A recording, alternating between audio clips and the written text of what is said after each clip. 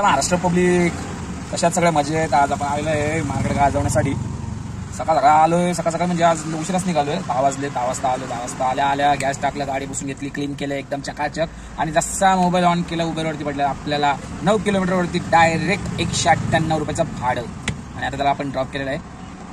आता बघूया, मी आता येरावड्यापाशी जेल विल फिरतो, म्हणजे आजूबाजूला भाडं भेटलं तर घेऊन जातो, नाही तर आपण रील बनवू. चलो पब्लिक, आता काय सारखं बोलणार नाही म्हणजे महाराष्ट्र पब्लिक. आता येरवड्यावरनं डायरेक्टली पर्वती पायथ्याला आलेलं आहे. तर रॅपिडवरनं मला एक ऑर्डर भेटलं होतं, 191 रुपयाचं ऑर्डर भेटलं होतं. आता माणसाला मी घेऊन आलो, म्हणजे परत माणसाला घेऊन आलो, इथे सोडला. तर त्याने 200 रुपये दिले. पण त्याने एक किस्सा सांगितला की तो आज कॅब बुक करत होता. कॅब बुक करताना त्याला कॅबवरती 200 रुपये दाखवत होतं, पण कॅबवाल्याने त्याला कॉल करून 500 रुपये सांगितलं. 500 रुपये सांगितलं म्हणजे 11 किलोमीटरच्या जवळजवळ 25च्या हिशोबाने पाहिला गेलं तर 270-260 रुपये होतं. तर 300 रुपये माग ठीक आहे. पण माझं म्हणणं हे की बाबा, तुमचे कॅबवाले तिथे आंदोलन करतात ते तुमच्या भविष्यासाठी. आणि काही दळिंदर कॅबवाले 2 दिवस फक्त पैसे कमवण्यासाठी. अरे दळिंदरांना 2 दिवस तुम्ही पैसे कमवणार खरं, पण नंतर पुढचं करणार काय? त्यांना सपोर्ट केलात ना, 2 दिवस तर त्यांना सपोर्ट केलात ना, रोज चांगलं कमवतात रे. ठीक आहे.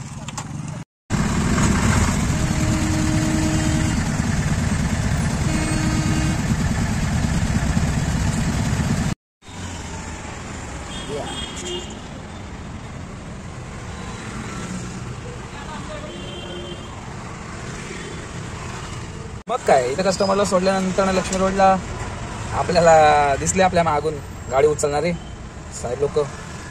त्यांचं काम करतील, आपण आपलं काम करूया, भाडं मारूया आणि बघूया आज दिवसभरामध्ये आपली किती कमाई होती.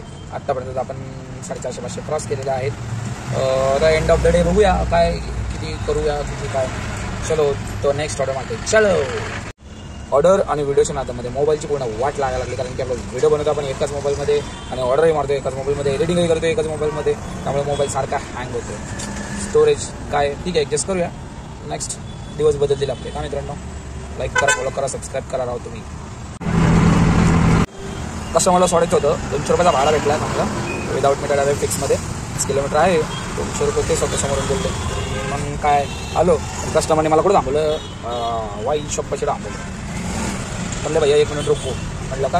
म्हणलं थांबा. मग थांबलो, बघतोय तर काय भैया गेला वाईन शॉपमध्ये. आता काय बघू, थोडी त्यांना आपलं काम सोडायचं, भविष्यात आपण त्याला घेऊ देणार.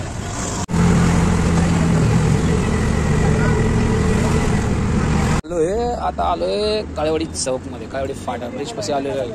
पण आता येताना मला संगमवाडीवरनं डायरेक्टली 300 रुपयाचं भाडं भेटलं होतं रॅपिडवरती. पण सीन असा झाला, येताना बसवाले एवढ्या असतात ना, मध्ये आडवं येतात. उतरवले ना बाबा, बसवाले एवढे बेकार असतात ना, आजची विषय काय सांगू. आता या अवघड झालं बसवाल्यांसाठी. आपलं प्रायव्हेट PMPML पेक्षा तिथे वैठक जायचं, पण प्रायव्हेटवाल्याने पण वैठक त्याने चालू केलेलं आहे. आणि आपल्या लेफ्टला म्हणजे होतो लाईनीत होतं, माझ्या पुढे 2 गाड्या होत्या आणि राईटला बस होता. थोडंसं 2 व्हीलर पुढे गेल्यामुळे मी पण थोडंसं पुढे घेतलं. पण त्या बसवाल्याने मला एवढं लेफ्ट साईडला दाबलं. तर झालं काय, तर मी हॉर्न वाजवलं. त्याला हॉर्न वाजवल्यानंतर त्यांनी बघितलं, आरशातून बघितलं. मी त्याला फक्त इशारा काय केला, आता डोळ्याने बोललो की मी काही नाही. पण थोडंसं मी क्रॉस केल्यानंतर त्याला बघता येत नाही का बोलल्यानंतर त्यांनी मागून शिवाय देत खाली उतरला म्हणून मी पण थोडं खाली उतरलो. तर गेल्यानंतर ना आई बहीण सगळं शिवाय द्यायला. मग काय आपलं डोकं काही होत नाही. मग कस्टमरकडे होतं पाईप, हे आपलं कस्टमरकडे होतं पाईप घेतलं, तिला सणासण. पण बहीणच्या बायका अंगत आहे ना, आई घालणे नख मारलं. नख आपल्याला बघा, तर नख लागलं, इथे लागलं नख. पण अरापरप दिलं, इथं हाताला लागले नख, अरापरप दिले. तर म्हणून आजकाल ना बाबा, इमानदारीने जगून काही फायदा नाही आहे. तुम्ही जर योग्य असेल तर तिथल्या तिथं त्याला प्रत्युत्तर द्यावाच लागतं. लोक असं समजतात की आता माझ्या घरच्यांचं म्हणणं असतं, कोण काय बोललं तरी गपचूप ऐकायचं, निघायचं. पण किती ऐकणार कोणाचं आणि किती सहन करणार, काही समजत नसतं. तर त्यामुळे ना भाऊ, माझं कसं असतं, तिथं मिटून टाकायचं. मग तो माझ्या गाडीचा फोटो काढला, मग माझा फोटो काढला. म्हणलं फोटो काढायचं व्हायरल करायचं कर, मला काही फरक पडत नाही. तसं पण आपण व्हिडिओ बनवत असतो. म्हणतो तू चुकीच्या माणसाच्या नादी लागला. आणि ड्रायव्हर एवढा भंगार होता ना त्याच्या आईला, तोंडात एवढा विमल ठेवलंय, बोलताना विमल उडतंय.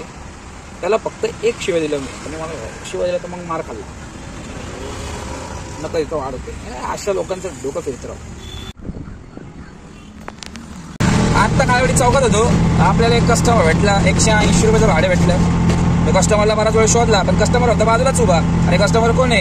हे बघा, हाय करा सर, सर हाय करा, हाय या. अरे ऑर्डर बोलले. सरांचं नाव आहे मीर आणि शाळेचा विद्यार्थी आहे तो, माहिती का? चिखलीवरनं औंध शाळेत जातो. स्पायसर है ना, स्पायसरला जातो ना? हा, स्पायसरला जातो तो. आणि आज त्याचा birthday. Happy birthday Mir. Thank you बोलतो की नाही राहू. हा, लास्ट लाजायचं नाही गड्या.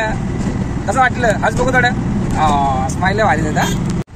बराच वेळा बसल्यानंतर आपल्याला मिळालेला भाडा मेडिकलचे पुठ्ठे होते, औषधं होते, ते फेकायचं होतं आणि बाकी सगळं आपल्याला तसं त्यांच्याकडनं 200 रुपये. आणि हे सगळं मटेरियल लईच भांगारच भांगार भाव खतरनाक.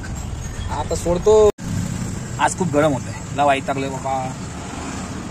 बड्डे बॉयला सोडलं, त्याच्यानंतर काय आपल्याला ऑर्डरच नाही. मग काय बसला बसला आपला काढला टिकीट लावलाय, थोडं थंड व्हायला. चिडचिड होते मस्तपैकी. आज दिवस कसा गेला काय गेला बघूया. आता संध्याकाळ अजून टाईम आहे, आपल्याला घरी काही गेलं नाहीये. आता आलोय पोरवाल रोड किंग्सबेरी पाशी. भाडं भेटलं, पण मॅडम म्हणली 5 मिनिटं लागतं, तोपर्यंत आपण थांबूया, मॅडमची वाट बघूया. Okay, bye bye.